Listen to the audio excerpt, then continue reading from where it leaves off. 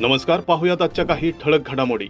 पावसामुळे आंबे झाले स्वस्त. मागील 2 दिवसात झालेल्या पावसामुळे पिंपरी फळ बाजारात आंब्याचे दर कमी झाल्याचे दिसून आले. बदाम आणि कलमी आंब्यांची खरेदी करण्यासाठी नागरिकांचा कल दिसत होता. पावसामुळे हापूस आंबा अजूनच स्वस्त झाला. हापूस आणि लालबाग आंबे 150 रुपये किलो दराने मिळत आहेत. बदाम 80 रुपये किलो तर केशर 100 रुपये, लालबाग 150 रुपये असा भाव आता बाजारात उपलब्ध आहे. मेथी कोथिंबीरीचे दर उतरले तर गवार व शेवगा देखील आवाक्यात. पिंपरी येथील लाल बहादूर शास्त्री भाजी मंडई व मोशी येथील उपबाजारात फळभाज्या व पालेभाज्यांचे दर उतरल्याने नागरिकांना काहीसा दिलासा मिळाला आहे. पालेभाज्यांच्या दरात किंचित घट झाल्याने कोथिंबीर व मेथीची जुडी जी 40 रुपयांपर्यंत पोहोचली होती ती आता 25 रुपयांपर्यंत आवाक्यात आली आहे. तर गवार आणि शेवगा 50 व 60 रुपये किलो दरात मिळू लागलाय. महिलेला तिघांची मारहाण व धमकी. पिंपरी चिंचवड महापालिकेने पाडलेल्या घरावर बेकायदा ताडपत्री टाकणाऱ्या आरोपींना हटकले असता त्यांनी महिलेला मारहाण केली आणि जीवे मारण्याची धमकी दिली.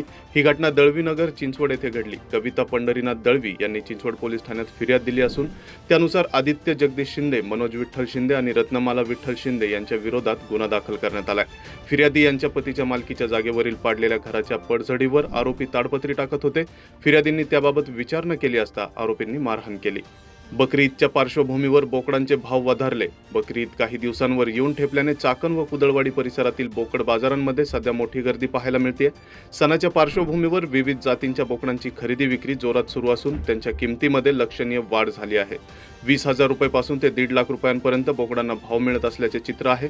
बाजारात हैदराबादी, कोटा, उस्मानाबादी, गावरान, बिटल, बरानपूर, मेंटल अशा विविध जातींचे बोकड विक्रीसाठी दाखल झाले आहेत. विशिष्ट जातीच्या बोकडांची उंची, वजन, शरीर रचना, आकार, दातांची स्थिती, चालण्याची ठेवण आणि आरोग्य यावरून त्यांची किंमत ठरवली जाते.